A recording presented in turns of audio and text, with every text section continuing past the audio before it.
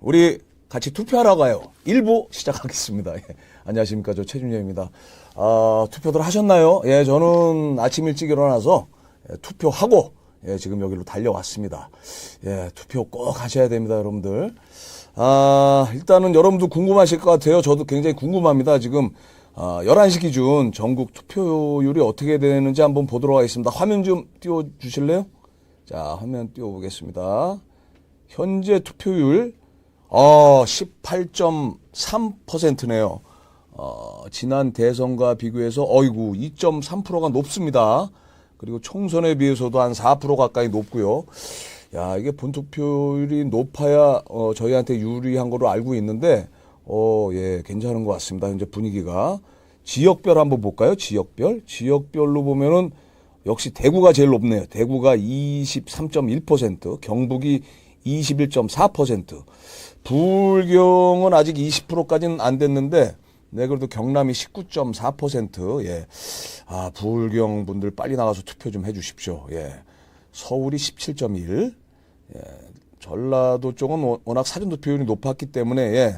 상대적으로 본투표율이 좀 낮은 것 같고요. 인천 18.1, 경기 19.0%, 예. 어찌됐건 좀, 예, 빨리 나가서 투표 좀 해주십시오. 예. 대구 한번 볼게요. 대구가, 달서구가 24%. 아이고, 높습니다. 그리고 중구가 좀 떨어지네요. 19.5%로. 네, 하여튼 여러분들 빨리 나가서 투표 좀 해 주십시오. 예, 어찌됐건 지금, 이 스튜디오에, 우리 김용태 공동선대위원장님 모셨습니다. 예, 안녕하십니까? 안녕하세요. 김용태입니다. 예, 그동안 고생 많으셨죠? 예, 저희 많은 지지자분 또 국민들하고 함께 네네. 유세장에서 인사드리면서 활동했었습니다. 아니, 오늘 이렇게 뵙는데, 가까이서 이렇게 처음 뵙는 것 같은데, 굉장히 인물이 좋으십니다. 아유, 과찬이십니다. 교님께서 더 좋으십니다. 아니, 근데 저도 목이 상태가 안 좋은데, 야, 우리 위원장님도 목 상태가 상당히 안 좋으시네요. 아무래도 이제 선거가 끝나면서 네네. 많은 의원들이나 또 당협위원장분들이 유세하고 간곡하게 호소하다 보니까 네.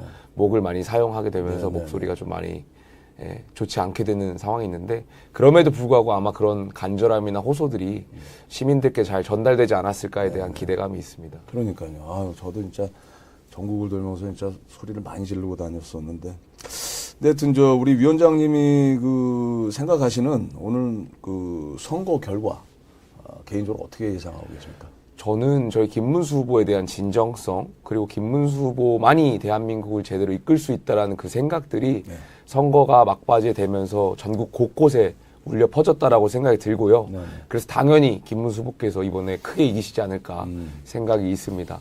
다만 저희가 관심 있게 보는 지역이 이제 부울경 지역입니다. 네네. 저희가 어제 선대위도 부산에서 직접 중앙선대위를 개최를 했습니다.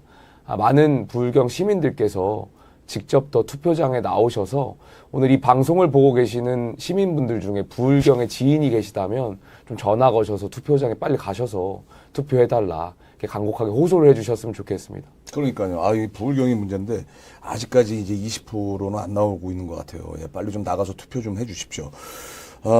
근데 이제 하여튼 선거 기간 동안 어땠는지 간략하게 소감 한 말씀 부탁드립니다. 저도 이제 전국 곳곳을 다니면서 많은 시민들하고 소통을 했는데, 기억에 남는 것이 이제 영암의 대불산단에서 간담회가 좀 기억에 남습니다. 한 대불산단에서 기업인분들 그리고 또 고용 노동하시는 분들하고 좀 간담회를 열었는데, 이분들께서 이런 말씀을 하시는 거예요. 저희한테 호남에 있다고 해서 우리가 특정 정당을 지지하는 것이 아니다.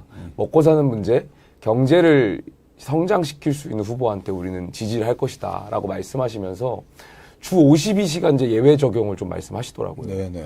그러니까 이분들이 일을 하고 싶어도, 심지어 고용주와 노동자가 더 일을 할 수 있게끔 합의만 되면 일을 해서 돈을 벌 수 있는 구조를 만들어 달라는 게 이분들의 요구였어요. 네. 근데 이 주 52시간제 예외 적용이 되지 않으면서 사실 굉장히 많은 실망감을 갖고 있었고, 이쪽이 특성상 조선 기자재들이 굉장히 많아요. 네. 조선 기자재 협력업체들이 많이 들어와 있는데 외국인 노동자들도 많이 와 있거든요. 근데 외국인 노동자들 입장에서도 한국에 돈을 벌러 왔잖아요. 그렇죠. 근데 똑같이 주 52시간제가 적용되다 보니까 이 외국인 노동자들이 대불산단에서 일을 안 하고 고구마 밭에 고구마를 따러 가는 곳으로 더 많이 가는 거예요. 왜냐면 거기 일당제이기 때문에 일한 만큼 돈을 더 많이 번다는 거예요. 그러니까 결과적으로 이 대불산단도 노동자를 구하는 문제가 또 어려워지는 거고요. 노동자분들은 심지어 더 일하고 싶은데 거기서도 주 50원 투잡을 하시는 거네요, 그러니까.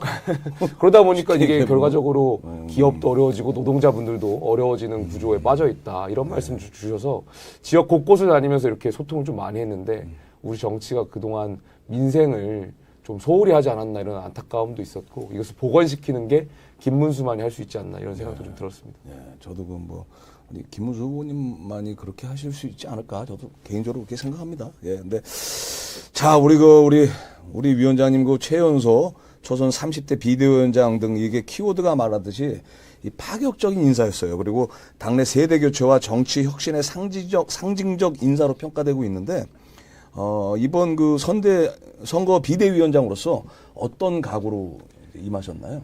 저는 정치를 복원하고 싶었습니다. 네네. 많은 시민들께서 정치 22대 국회 때 많이 실망을 하셨을 거라고 생각이 들어요. 네.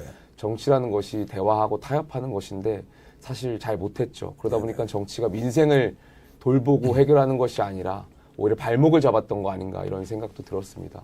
그 이유 중에 하나는 저는 야당 대표가 있었다라고 생각이 들어요. 제가 조금 전에 주 52시간제 예외 조항을 말씀드렸는데 각종 민생 현안에 대해서 여야가 대치할 때가 있었고 그럴 때마다 제가 민주당의 의원들하고 사석에서 만날 때가 많았거든요.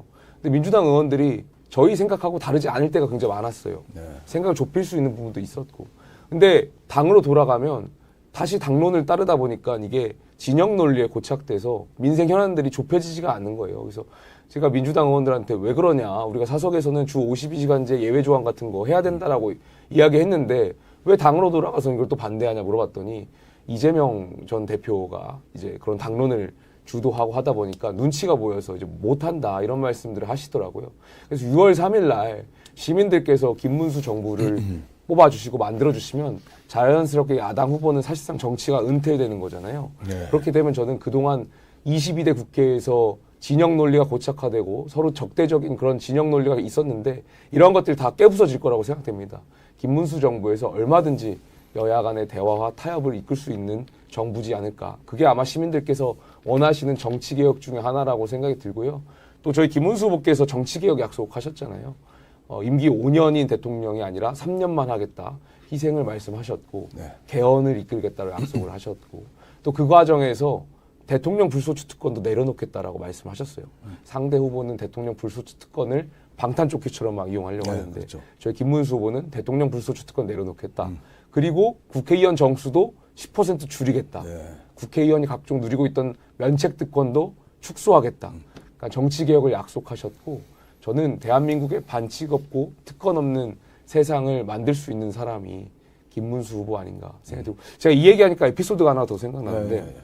재밌는 일 있었나요? 지난주에 제가 그 봉하마을을 다녀왔어요. 네네. 그 노무현 전 대통령 서거일에 맞춰서 이제 봉하마을 갔다 왔는데 노 전 대통령이 이제 반칙 없는 세상, 특권 없는 세상을 말씀하셨던 분 중에 한 분이잖아요. 근데 그분을 이야기하면서 거기 있었던 이제 민주당 관계자분들이 야당 후보를 연호하시는 거예요. 그래서 저 이해가 잘 안 되더라고요. 그러니까 특권 없고 반칙 없는 세상을 만든 사람은 김문수인데 조금 전에 말씀드렸던 것처럼 특권 내려놓고 기득권 내려놓겠다고 약속한 건 김문수인데 오히려 야당 후보는 본인 마음에 안 든다고 수사검사 탄핵하겠다고 하고 다수당의 힘을 무기로 해서 네. 본인 판결 마음에 안 든다고 대법원장 탄핵하겠다고 그러니까요. 하고 이게 특권이고 이게 저는 어떻게 보면은 반칙이라고 생각되거든요. 네. 오히려 그렇게 반칙을 자행했던 후보가 야당 후보인데 그 자리에서 야당 후보를 외치는 게 저는 논리적으로 좀 납득이 되지 않더라고요. 그래서 많은 시민들께서 객관적으로 좀 봐주셨으면 좋겠어요. 누가 반칙 없는 세상을 만들 수 있는 후보인가. 그러니까 뭐 저쪽 지지자들은 논리가 없잖아요. 저는 뭐 개인적으로 그렇게 생각합니다. 예. 그리고 좀 유세 기간 동안 그 후보님은 전통적 방식으로 그 핵심 지지층을 집중 공략했다면은 우리 위원장님께서는 그 별도로 중도 외연 확장을 위한 투트랙 작전을 구사한 것으로 보이는데요. 뭐 어떤 특별한 의도가 있었나요? 의도라기보다는 그동안 이번 대선은 저는 반성하는 보수 대 오만한 진보라는 생각이 있었습니다. 네. 저희 당은 잘한 것도 있지만 잘 못한 것도 있어요. 네. 잘한 것은 잘한 것대로 시민 여러분들한테 홍보하고 칭찬을 받고 싶고요. 잘못한 것은 저희가 인정하고 바꿔나가야 된다고 생각이 들어요. 그래서 말씀을 드렸던 건데 네. 사실 야당은 제가 봤을 때 사과한 적이 없었던 것 같아요. 그렇죠. 엄청 뻔뻔하고 오만하고 사실 30번 이상의 30번 이상의 탄핵안을 발의하고 탄핵은 그렇게 쓰는 게 아니라고 헌법재판소에서 이미 판결을 통해서 나왔잖아요.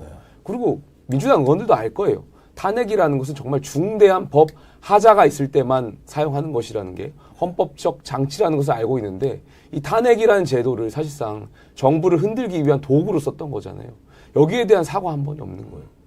특검도 그렇습니다. 어떻게든 민주당은 행정부를 흔들려고 특검을 이용했는데 여기에 대해서 사과가 없죠.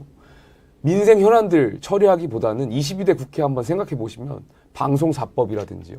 굉장히 정쟁용 법안만 민주당의 다수당을 무기로 상임위 날치기 통과시켜서 법안을 통과시켰어요. 그리고 대통령 거부권 썼다고 오히려 비판을 했죠. 어찌되었든 민주당이 분명히 잘못한 것들이 있는데 민주당은 사과 한 번 하지 않습니다. 굉장히 오만하고 심지어는 선거 기간 중에 국민의 눈치라도 봐야 되는 이 선거 기간 중에 어떻게 합니까? 대법 관수 늘리겠다라는 그런 법안 계속하고 있고 심지어는 그 야당 후보를 방탄하기 위한 법안들을 선거 기간 중에도 계속 노골적으로 이야기를 하고 있어요. 굉장히 오만하다라고 생각이 들어요. 저는 그 시민 여러분들께서 이 오만한 권력에 대한 심판을 해주시지 않을까 생각이 들고 저희 당은 잘한 것은 잘했다, 잘못한 것은 잘못했다. 공과 가를 인정하겠습니다. 그래서 바뀔 건 바뀌고 계승할 건 계승하고 그런 국민과 시민들이 원하는 솔직한 정치를 할 수 있도록 보여드리겠습니다. 아니 저는 기가 막힌 오늘 또 엊그저께 그 보도를 통해서 봤는데 어디 안산 지역인가요? 그 민주당 유세차도 중국어로 유세를 했다는데 아니 여기가 중국도 아니고 진짜로 여기가 한국인데 왜 중국어로 유세를 할까요? 난 그건 정말 이해를 못 하겠습니다. 저도 이해를 할 수 없습니다. 그러니까요. 네, 난 진짜 너무 황당한 것 같아요. 그것도 있잖아요. 그리고 선거 막판에 또 불거졌던 짐 로저스. 맞아, 국제 망신인 네, 거잖아요. 진짜 망신당한 거죠. 심지어는 짐 로저스가 이제 복수의 언론을 통해서 지지한 사실이 없다라는 것을 확인해 줬음에도 불구하고 민주당 측 관계자가 지지했다라고 또 계속해서 보도자료 냈던 거 아니에요. 그러다 보니까 어젠가요? 몇몇 언론에 짐 로저스가 정말 화상을 통해 가지고 특정 후보를 지지한 게 없다라는 것을 다시 한번 확인시켜줬잖아요. 이게 얼마나 국제적인 망신입니까? 여기에 대해서 이재명 후보 사과 없죠. 사과도 없고 네. 말씀 한마디 없습니다. 네, 네. 어떻게든 시간을 끌어보겠다라는 굉장히 오만한 태도인데 근데 그거는 우리 국힘 측에서 좀 요구를 해야 되는 거 아닌가요? 저희도 계속 이재명 후보의 입장을 달라라고 말씀드리고 요구를 있는데 했나요? 여기에 대해서 숨고 있는 것 같아요. 저희가 봤을 때는. 굉장히 비겁한 지도자 상인 것 같습니다. 네. 여기서 잠시 또 투표를 한번 확인해 볼까요? 네. 18.3%네요. 네. 지난 대선에 비해서 2.3%가 높습니다. 이거 분위기 좋네요. 예. 이게, 위원장님, 이게 본투표율이 높아야 우리한테 유리한 게 확실한 거죠? 저희 지지층들은 이제 네네. 본투표를 많이 하시는 경향들이 있습니다. 그렇죠. 그래서 본투표장에 많이 나가시는 분들은 네. 저희 지지층들이 상대적으로 높다라는 이제 그런 여론 어떤 그 평론가들의 생각이 있습니다. 이번 대선은 또 특히나 제가 이렇게 유세장 돌아다녀서 이제 저 유권자들한테 이렇게 분위기를 보면 일부러도 사전 투표를 안 하신 것 같은 경향도 좀 있어요. 그 사전 투표 기간에 네. 특히 그 부실 선거 네네네. 그런 것들이 언론에 많이 보도가 됐었고 이번에도 정황이 많이 나왔잖아요. 예, 그런 게 굉장히 많은 시민들께 좀 충격적으로 다가왔던 것 그러니까요. 같아요. 저는 선관위가 진짜 이해가 안 가는 것 중에 하나가 사전 투표를 제가 오래 해왔잖아요. 네. 어떻게 이렇게 말도 안 되는 실수들이 선거 때마다 나오는지. 과거에 소쿠리 선거도 그랬고 이번에도 뭐 2번 투표하시는 분도 있었고 그리고 난 선관위의 입장이 너무 황당한 것 같아요. 저는 국민으로서. 예. 이걸 왜 계속 이렇게 실수를 그리고 연발하는지에 대한 2%, 3% 차이밖에 안 나기 때문에 괜찮다. 뭐 그런 얘기했던 것 같은데. 굉장히 오만한 생각. 나 진짜 야 선관위 진짜 예. 저희 김문수 후보께서는 선관위 개혁도 약속하시다고 했습니다. 네네네네. 좀 제발 좀 그렇게 좀 됐으면 좋겠습니다 개인적으로. 예, 제가 그러면 이번 선거를 한마디로 정의해 본다면 어떻게 정의하실 수 있을까요? 김문수의 재발견이라고 저는 생각됩니다. 시간이 흐를수록 네. 김문수 후보에 대한 진정성을 많은 시민들이 알게 된 것 같아요. 처음에 선거 초반에는 김문수 후보에 대해서 잘 모르셨던 시민들이 있어요. 네. 근데 알고 봤더니 저는 이렇게 이 방송을 보시는 분들, 물론 저희 지지층들이 많으시겠지만 그렇지 않으신 분들이 계시다면 저는 객관적으로 정말 진영에 대한 고민 없이 공보물을 펼쳐보시고 한번 평가해 주셨으면 좋겠어요. 공교롭게도 두 후보께서 경기도지사를 지내셨거든요. 근데 저희 김문수 후보 평택에 삼성전자 유치했고요. 파주에 LG 디스플레이 유치했고요. 판교 테크노밸리 정말 많은 시민들이 부러워하는 판교 테크노밸리도 만드셨어요. SK 하이닉스. 그렇습니다. 하이닉스. 그다음에 GTX. 네, 그 당시에도 GTX. 경기도지사 시절에 GTX 한다고 했을 때 많은 시민들이 에이, 김문수 지사가 하겠어. 이게 지하에 고속철도 뚫는 게 뭐 경제성 나오겠어. 반신반의 하셨는데 결과적으로 지금 GTX가 뚫려가지고 2시간 반 걸리는 출퇴근이 30분으로 줄어서 많은 시민들이 굉장히 편리함을 느끼고 있는 거잖아요. 그리고 광교 같은 이런 경기도 내 곳곳에 굵직굵직한 신도시도 성공적으로 해냈습니다. 네네. 근데 상대 후보는 지난 대선에서 내세웠던 업적이 계곡정비했다는 겁니다. 계곡정비. 똑같은 경기도지사를 했는데 계곡정비한 사람, 그 다음에 청년기본소득 발행했다는 거예요. 그게 다 재정 빚내가지고 하는 거지 않습니까? 그렇죠. 그러니까 시민 여러분들께서 진영에 대한 고민 없이 편견 없이 누가 2025년에 대한민국 대통령으로서 자질이 있는 분인가를 평가해 주세요. 삼성전자, LG디스플레이, GTX 성공적으로 만든 사람과 계곡정비, 뭐 청년기본소득 이렇게 한 사람 누가 대한민국의 이 위기를 타개하고 개혁의 리더십을 발휘할 적임자입니까? 저는 단언컨대 김문수라고 생각이 듭니다. 야, 정말 좋은 말씀 해주셨는데 저도 진짜 김문수 후보님에 대해 잘 몰랐어요. 근데 정말 이번 대선을 계기로 그 엄청난 업적들을 이렇게 이루셨다는 걸 알게 됐고요. 깜짝 놀랐습니다, 저는 진짜로.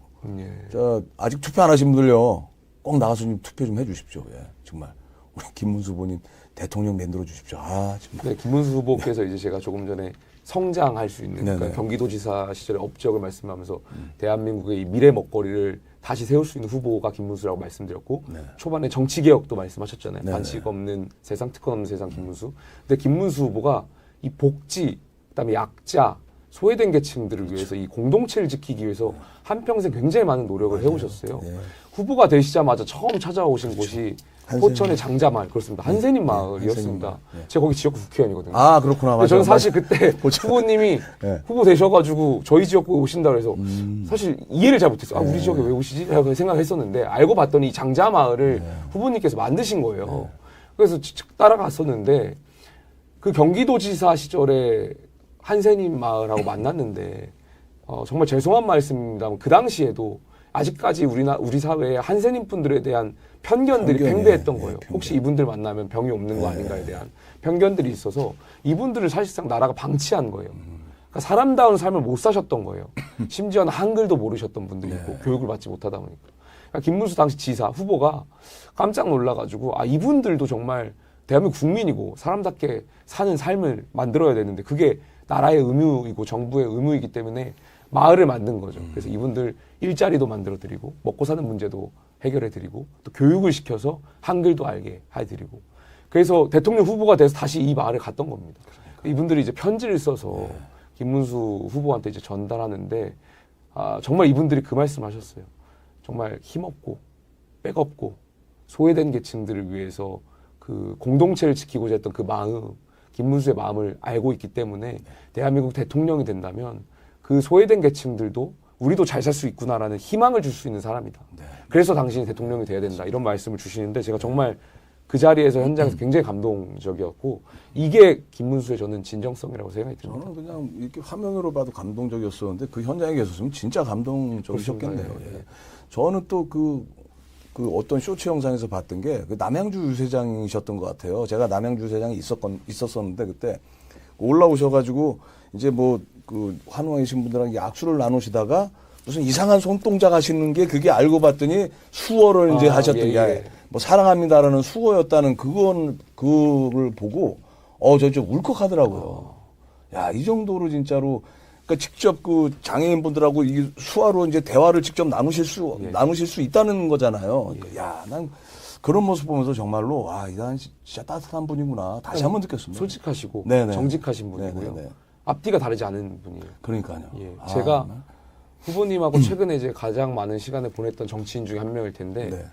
유세가 보통 이제 끝나고 밤 10시 정도에 이제 만나면 피곤하잖아요. 체력도 대단하신 것 같아요. 후보도 피곤하고 저도 피곤하고. 연세도 있어요. 근데 1시간, 2시간을 이야기하세요, 저랑. 그러니까 가끔 생각이 다를 때도 있잖아요. 네네. 그러면 보통 기성 정치인들은 생각이 다른 저 같은 이제 젊은 정치인이 있으면 너가 틀렸어. 일로 따라와.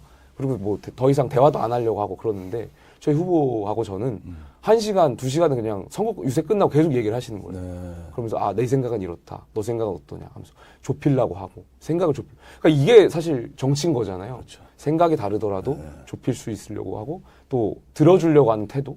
그러니까 이러한 것들이 아마 시민 여러분들께 잘 전달되지 않았을까에 대한 생각이 있고 어제 저는 피날레 유세를 보면서 되게 놀랬던 것 중에 하나가 그 마지막에 양당 후보가 유세하는 그 사진이 선명하게 비교가 됐는데 저희 후보께서는 이제 가족분들하고 또 의원들하고 손잡고 이렇게 인사하는 장면이 있었고 상대 후보는 저쪽은 상상을 못할 방탄유리 막 광경이네요. 안에 혼자서 아니 뭐 그렇게 무섭고 사실 저는 이해가 잘 안 돼요. 대한민국에서 그 방탄유리 안에서 대통령 후보라고 되시는 분이 정말 이해를 못하겠습니다. 저도 그 장면 하나가 많은 시민들께 누가 진정성 있고 소통할 수 있는 후보 대통령인가가 전달됐을 거라고 생각이 듭니다. 네.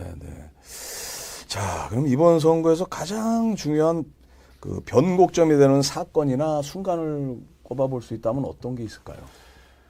저는 커피 원가 120원 발언이 그것도 많은 컸었네. 자영업자분들이나 시민들께 커피 원가. 충격적으로 다가왔을 것 같아요.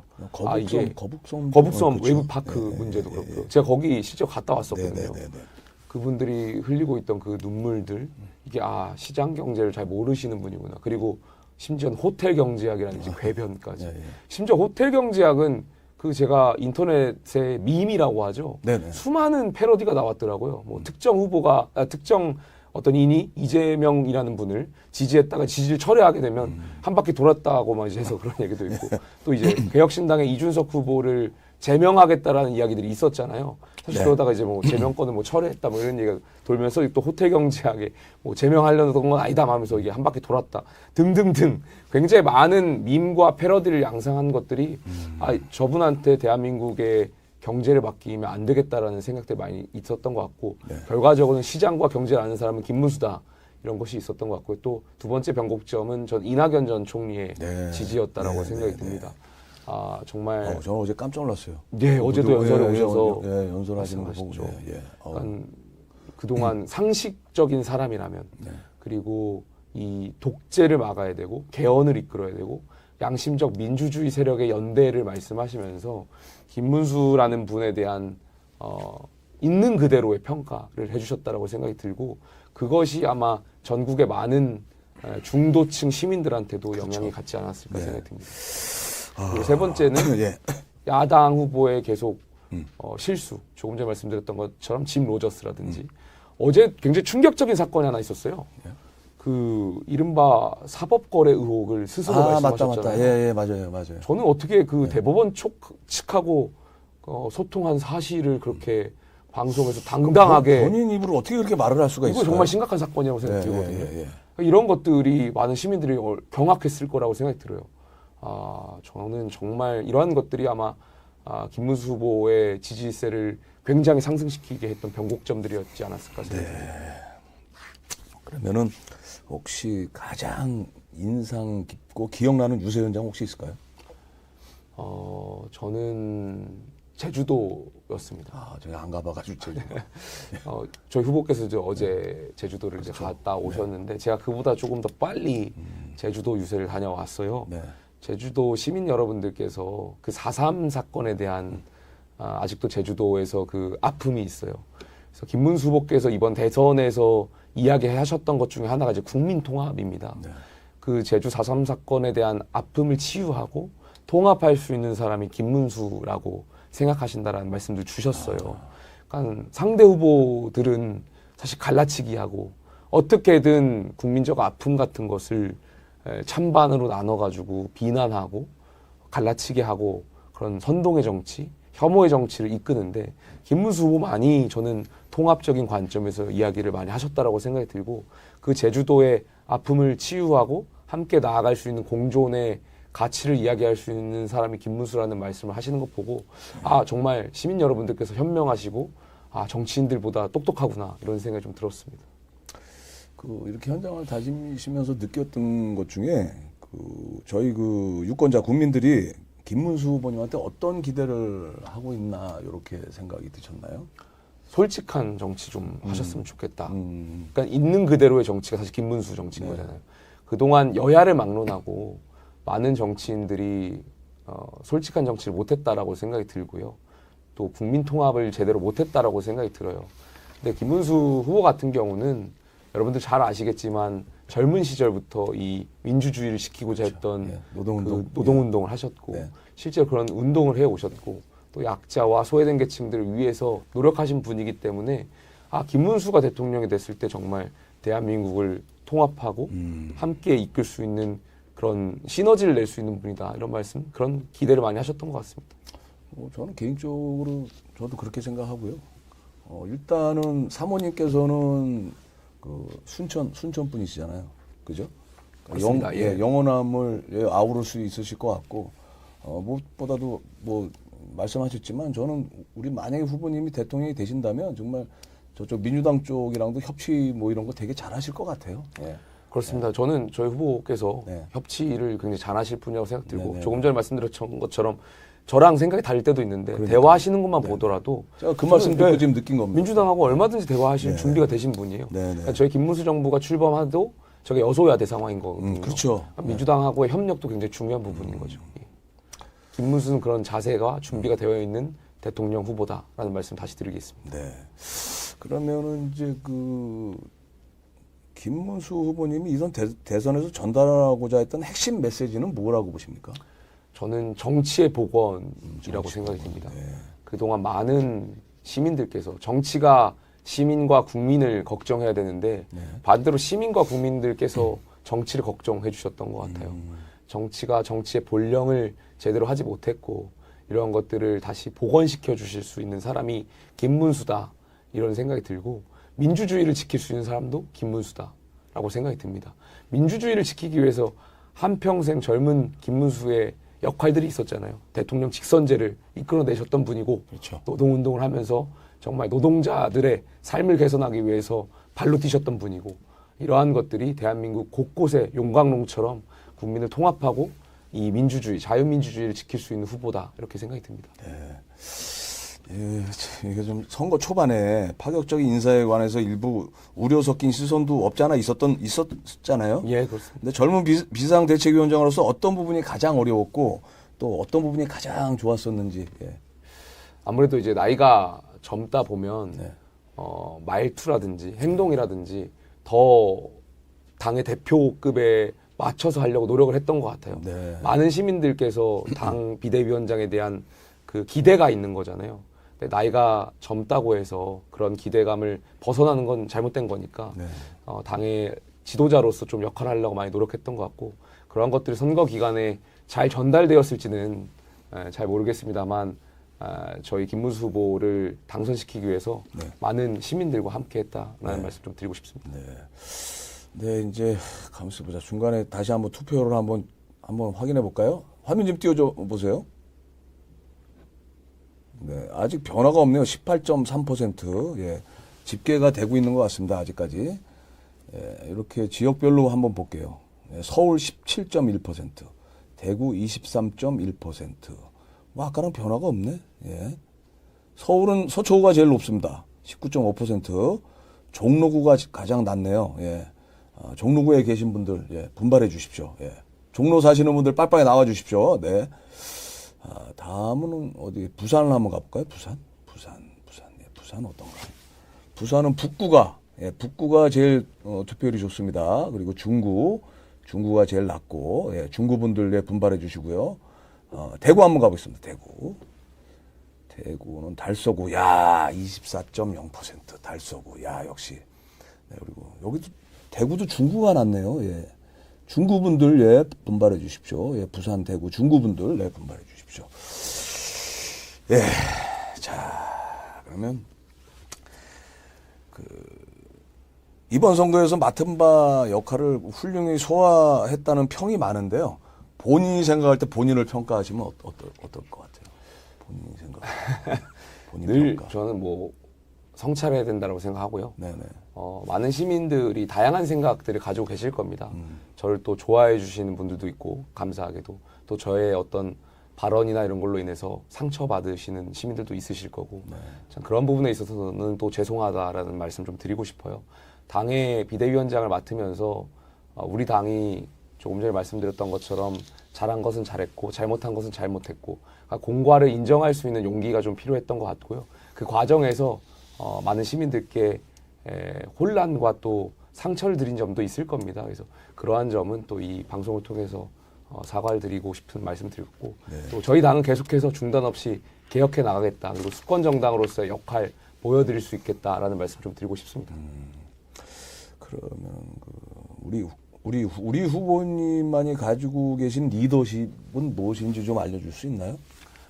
저희 후보님하고 관련된 리더십은 그냥 행동하시는 분, 행동으로 실천하시는 분이라고 생각해요. 경기도지사 시절에 보여줬던 업적도 그렇고요. 특히 이번에 후보께서 대선 과정에서 당정 간의 당정통 관계에 대한 의지도 밝히셨잖아요. 네. 당무 개입을 금지하겠다라는 말씀도 하셨고 여당의 모델을 새롭게 정립하셨다라고 생각이 들어요. 그동안 6공화국에서 여당이 좀 많은 시민들께 그러니까 어떤 당에 떠나서 여당의 역할을 실망시켜드렸던 점이 많았던 것 같아요. 그 이유가 여당의 두 가지 역할을 갖고 있거든요. 첫 번째는 대통령이 속한 정당이에요. 그러다 보니까 야당의 견제로부터 방어도 하고 때로는 야당을 공격하기도 하고 그런 역할이 있는 거고 두 번째는 이 첫 번째 역할과 좀 상충되는 건데 입법부의 일원입니다. 그 대통령이 속한 행정부를 또 견제해야 될 역할이 또 여당한테 있는 거예요. 네. 이 두 가지의 상충되는 역할들이 있다 보니까 그 과정에서 시민들께서 좀 여당의 모델에 대해서 좀 건강한 모델이 있었으면 좋겠다라는 생각들이 있었고 과거에 저희가 당무 개혁 같은 것만 하더라도 대통령이 보통 이제 당에 개입을 하면서 잘못된 사례가 있었죠. 근데 반대로 당이 대통령실에 개입을 해서 문제가 됐던 건 없었거든요. 네. 그래서 이번에 저희 후보께서도 행동으로 정말 바람직한 여당의 모델을 만들기 위해서 선언을 하셨고 당도 선거 기간임에도 불구하고 전국위원회를 열어서 그 의지를 보였다라고 생각들거든요. 이러한 모든 것들이 저는 김문수가 행동으로 보여드리는 그 리더십의 일환이었다라고 생각이 듭니다. 네, 그렇군요. 자, 참 그동안 정말 고생 많이 하셨어요. 네, 선거 기간 동안. 이제 오늘 이제 선거일이고 이제 당장 이제 내일부터 뭘 하고 싶으세요? 이제 네. 당장 내일 되면 저희가 수권 정당으로서 여당의 역할을 하지 않을까 생각이 들고요. 말씀드렸던 것처럼 건강한 여당의 모델을 만들고 싶습니다. 저는 여당이 건강한 여당이 되면 그리고 저희가 건강한 비판 기능을 가질 수 있게 되면 사실 야당이 비판하는 건 시민들께서 반대를 위한 반대라고 인식하실 것 같아요. 충분히 여당 안에서 잘한 것은 잘한 것대로 나가고 잘못한 것을 수정할 수 있는 그 능력, 자정작용이 있는 여당의 모델을 보여드리고 싶고 그런 것들을 좀 할 수 있는 여건이 조성되지 않을까 기대를 하고 있습니다. 네, 그러면 아직까지 투표 안 하신 분들한테 하고 싶으신 말씀 혹시 있을까요? 여러분의 한 표가 대한민국을 바꾸고 지킨다라고 생각이 듭니다. 정말 사법거래 의혹을 본인이 정말 자랑하듯이 말하는 후보는 막아야 된다라고 생각이 들고요. 많은 시민들께서 정말 짐 로저스 같은 국제 망신에 대해서 대한민국의 국격이 떨어졌다라고 생각하시는 분들 많을 것 같습니다. 누가 대한민국 대통령 감이냐 생각했을 때 저는 단언컨대 김문수라고 생각이 듭니다. 인성이라든지 또 자질이라든지 또 그분이 보여줬던 어떤 업적이라든지 실력이라든지 이러한 것들이 대한민국이 2025년에 가지고 있는 위기상황을 제대로 타개할 수 있는 리더라고 생각이 들고요. 여러분들께서 지금 바쁘시더라도 뭐 하실 것들이 많겠지만 꼭 투표장에 가셔서 그 소중한 한 표를 행사해 주시는 것이 대한민국을 지키는 길이다라는 말씀 꼭 드리고 싶습니다. 네. 하여튼 오늘 나오셔서 좋은 말씀 정말 감사드리고요. 우리 말씀하신 대로 아직 투표 안 하신 분들 빨리 나가셔서 투표를 해주시면 대단히 감사하겠습니다. 네, 이것으로써 우리 같이 투표하러 가요. 1부 순서 모두 마치도록 하겠습니다. 감사합니다. 감사합니다. 네, 감사합니다.